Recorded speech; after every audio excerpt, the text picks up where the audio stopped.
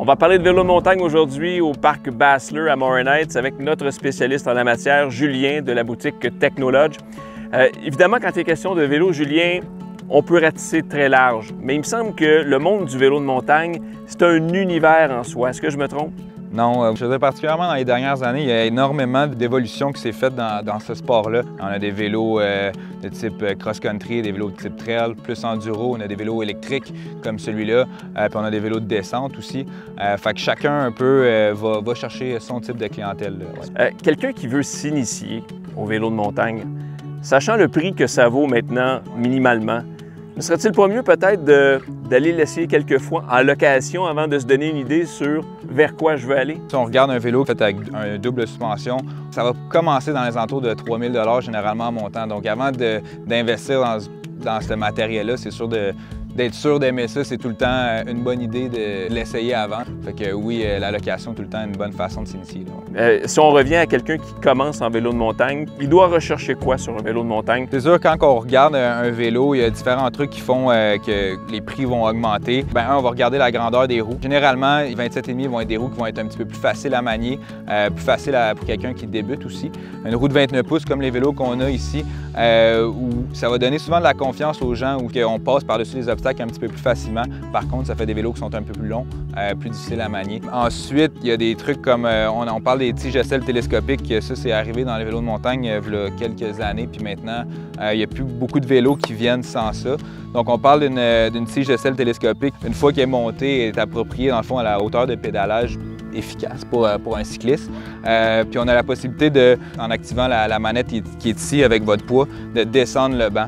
Ça, quand on va passer des sections techniques ou des descentes un petit peu plus abruptes, ça va nous permettre de piloter le vélo beaucoup plus facilement. Quand on veut se procurer un vélo, est-ce que la dimension du cadre est importante pour aller chercher le confort, maximiser tout ce que ça englobe? C'est sûr qu'un vélo qui est ajusté à votre taille en longueur, puis d'avoir un vélo qui est bien ajusté avec la grandeur de cadre aussi bien ajustée va vraiment aider au niveau du pilotage, aussi au niveau de la progression pour un nouveau cycliste. Quel est le niveau d'entretien d'un vélo de montagne comparativement, mettons, à un vélo de route? C'est sûr qu'un vélo de montagne, on l'utilise souvent dans des conditions un petit peu plus sales qu'un vélo de route, donc c'est sûr que l'entretien en a un petit peu plus, de garder une transmission propre. Puis aussi, il y a beaucoup plus de composantes. Si on regarde, il y a des composantes de suspension qu'il y a sur un vélo de montagne qu'il n'y a pas sur un vélo de route. Donc, ces composantes-là demandent un certain entretien. Généralement, ce que je conseille à des clients, c'est de prévoir un 5 à 10 % de la valeur du vélo en entretien par année. Parle-moi un peu des plateaux de vitesse, des pignons, tout ça. Chaque vélo de montagne a ses propres spécificités. Il y a quelques années, on avait des vélos de montagne avec 2 plateaux en avant. Là, je vous dirais que maintenant, le standard puis l'industrie est allée vraiment vers un simple plateau à l'avant puis une cassette en arrière avec un beaucoup plus gros range qu'on appelle. Fait que ça permet de simplifier un petit peu la mécanique. On enlève des composantes du vélo qui sont peut-être propices à briser. Ouais. Puis on a une mécanique qui est un petit peu plus simple, qui nous permet de monter les côtes puis de passer à travers les obstacles un petit peu plus facilement. Si on parlait du freinage sur les vélos de montagne, on retrouve quoi essentiellement, prioritairement? Parce que, évidemment, il y a des descentes qui peuvent être parfois rocailleuses, boueuses, il y a des racines, il y a des roches. Les obstacles font partie du plaisir, mais ça prend un bon freinage parce qu'il peut y avoir toutes sortes de situations qui peuvent se produire. C'est sûr. Je vous dirais que si on regarde des vélos milieu à haut de gamme, on va tout le temps parler des freins à disque hydrauliques. Dans le fond, c'est un conduit hydraulique qui va actionner le piston du freinage. Après ça, ce qu'on peut regarder, c'est la grosseur du disque en soi. Plus un disque est gros, généralement, plus on va avoir une facilité de stopper le vélo, que la puissance de freinage va être élevée. Il y a 2 différences notables aussi sur les vélos au-delà des couleurs. Celui-ci est à pédale à clip, celui-ci ne l'est pas. Oui, exactement. Qu'est-ce que tu suggères quand vient le temps de faire un choix à ce niveau-là? C'est sûr que pour débuter, on conseille tout le temps de commencer, je vous dirais, en pédale flat. Ça pardonne beaucoup plus, surtout pour un cycliste qui n'est pas déjà habitué, exemple, de clipper, déclipper sur un vélo de route ou un vélo de gravel. Au niveau de l'efficacité de pédalage, c'est sûr qu'on est tout le temps, je vous dirais que c'est un petit peu plus efficace au niveau pédalage avec un pédale à clip. Quand on mixe une bonne pédale flat avec des bons crampons, puis une bonne chaussure de vélo de montagne avec une semelle rigide, on est quand même capable d'aller chercher quelque chose qui est très performant de cette façon-là. Julien, tu nous as super bien décrit ce que sont les vélos de montagne aujourd'hui, mais il y a un aspect qui est primordial si on veut apprécier nos sorties en vélo de montagne, c'est tout ce qui est l'aspect sécuritaire. Ça prend quoi comme équipement pour s'assurer d'une sortie non seulement amusante, mais en sécurité? En fait, le plus important va tout le temps être le casque. Donc, pour protéger la tête, ça, un bon casque qui est bien ajusté, qui ne bouge pas quand on pédale et qu'on descend, c'est vraiment la norme. Ensuite de ça, je vous dirais, les lunettes, c'est super important. Une branche, un caillou, juste une chute aussi, des fois qu'on peut tomber sur une roche justement. Là, fait qu'une bonne paire de lunettes, avec une lentille relativement claire aussi, parce que souvent dans le bois, on veut pas être... en fait, on n'a pas besoin d'une lentille qui est très foncée, qui est conçue pour une utilisation comme sur le vélo. Ce qui arrive au niveau des gants, des coudes, des genoux à la limite, qu'est-ce qu'on doit avoir? Je vous dirais qu'après, en ordre de priorité, souvent le monde va y aller avec protection au niveau des genoux.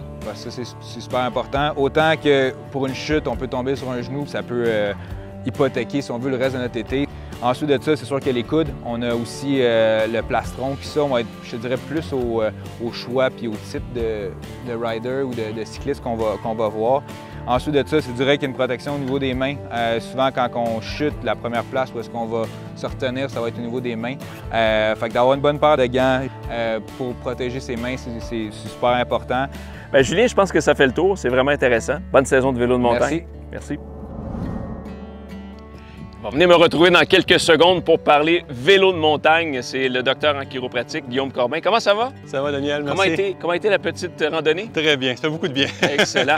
Bien, c'est le fun que ça fasse du bien parce qu'il faut le dire, le vélo de montagne, c'est bon pour la santé et c'est bon pour différents aspects du corps. Exactement. C'est bon pour le cardio, c'est bon pour la musculature du bas du corps, même du haut du corps. Tous les muscles stabilisateurs du tronc travaillent en même temps. C'est excellent. Ça s'adresse à qui, le vélo de montagne? Est-ce que tout le monde peut en pratiquer? Tout le monde peut pratiquer le vélo de montagne. Puis la seule chose qu'il faut vérifier, c'est évidemment être à l'aise en vélo. Oui. Ça a l'air drôle, mais l'équilibre sur un vélo, il faut faire attention à ça. Particulièrement en vélo de montagne. Exactement. Sinon, votre chiropraticien peut vous aider à déterminer si votre condition, si vous avez des conditions préexistantes, à savoir si vous pouvez pratiquer le vélo de montagne. Des problèmes de genoux, par exemple, ou de hanche, Oui. Ça reste à voir avec votre professionnel. De quelle façon on peut bien se préparer à une saison de vélo de montagne? Comment on peut bien se préparer en amont pour arriver à pratiquer, avoir du plaisir et surtout éviter les blessures? Bon, pour évidemment avoir du plaisir, il faut que le corps soit bien prêt, comme tu as dit. Pour bien préparer le corps, ça peut prendre des bons exercices de renforcement, comme je parlais tantôt, du bas du corps, tous les muscles stabilisateurs du tronc, bien les préparer des semaines avant, c'est une très bonne idée. Alors, votre professionnel en chiropratique peut vous guider là-dedans. Ça peut être aussi de bien soigner des conditions préexistantes que l'on peut traîner. Alors, commencer une saison de vélo de montagne avec un problème de genou récurrent ou un problème de hanche ou de cou, vous risquez d'avoir moins de plaisir. Alors, prenez soin de vous pour pouvoir bien profiter du sport. C'est un sport hyper challengeant, mais aussi très déstabilisant de par la nature de l'environnement dans lequel on va sillonner des sentiers et tout ça. Quelles sont les blessures les plus fréquentes que vous devez soigner en clinique? Le plus, c'est des blessures de type traumatique. Contrairement à la course ou au vélo de route, les gens chutent. Ah oui. Beaucoup. Alors, ce qui est important à ce moment-là, c'est de s'assurer que, encore une fois, si vous avez une bonne chute, de vous assurer qu'il n'y ait pas de blessure importante. Par exemple, une entorse. Ça peut être une fracture aussi, ça peut être une commotion cérébrale. L'importance du casque, mais même si on a un casque, peut avoir un impact quand même. Oui. Alors, d'être bien pris en charge par votre professionnel en chiropratique fait en sorte que vous allez bien soigner vos blessures traumatiques et puis éviter de les traîner puis que ça devienne chronique. Une chose au niveau du trauma puis le risque de fracture, le chiropraticien est habilité à prendre, à prescrire et à analyser des radiographies. Alors ça, c'est important parce que s'il y a une fracture, à ce moment-là, on peut faire une congestion avec le médecin. Docteur, on en a parlé dans d'autres capsules pour des chirotrucs, évidemment, mais la période d'échauffement et la période d'étirement qui précède et qui suit une activité physique est primordiale et c'est pas très différent en vélo de montagne. Non, exactement. C'est important de bien s'échauffer avant de commencer. Pour s'échauffer, c'est assez simple. On peut juste se promener dans le stationnement quelques minutes. Question de vérifier aussi les pédales, vérifier les vitesses, puis se préparer mentalement, puis d'éviter de commencer trop raide aussi. Hein? De commencer une piste plus facile, plus plat, au lieu de tout de suite commencer dans les grosses côtes, parce qu'on risque de se blesser, puis de moins profiter de sa journée. Exactement. Donc, c'est de respecter ses limites. Puis, je dirais qu'en même temps, il ne faut pas hésiter à s'arrêter à différents moments de la journée, justement, pour s'hydrater, se reposer, contempler le paysage qui se présente à nous, puis après ça, reprendre les sentiers. Là. Oui, exactement. Puis c'est une bonne occasion, de toute façon, d'arrêter lorsqu'il y a des obstacles inattendus.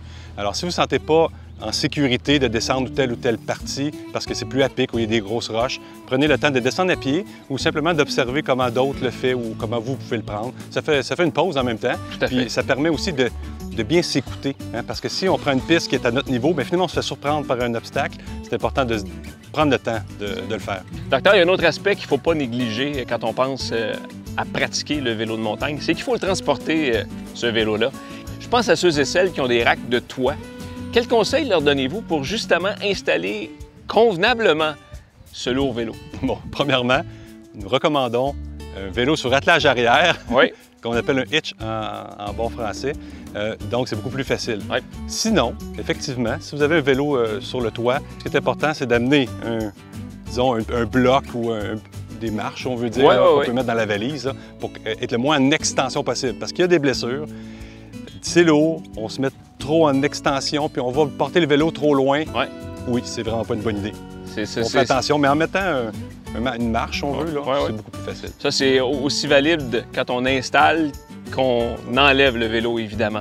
Donc, si on récapitulait là, ce qu'il faut bien savoir avant de partir pour faire du vélo de montagne, on commencerait par quoi? Peut-être une séance d'échauffement d'abord? Exactement, on s'échauffe, on prend quelques minutes pour s'échauffer. Oui. On fait du vélo dans le stationnement autour, on prend le temps de regarder les vitesses puis voir que le vélo fonctionne bien. Ensuite, on commence doucement, parce que si on commence trop fort, c'est là qu'on peut se blesser. Oui. On fait attention à bien économiser notre énergie, bien utiliser les vitesses pour pouvoir faire la randonnée adéquatement aussi. On s'assure de prendre le temps, oui, de se déposer, de regarder certains obstacles si on n'est pas certain. Ensuite de ça, c'est important d'utiliser la piste qui est adaptée à notre condition. Oui. On ne sort pas seul, on essaie de sortir en groupe. Si jamais on sort seul, c'est important de dire à quelqu'un la piste qu'on veut faire.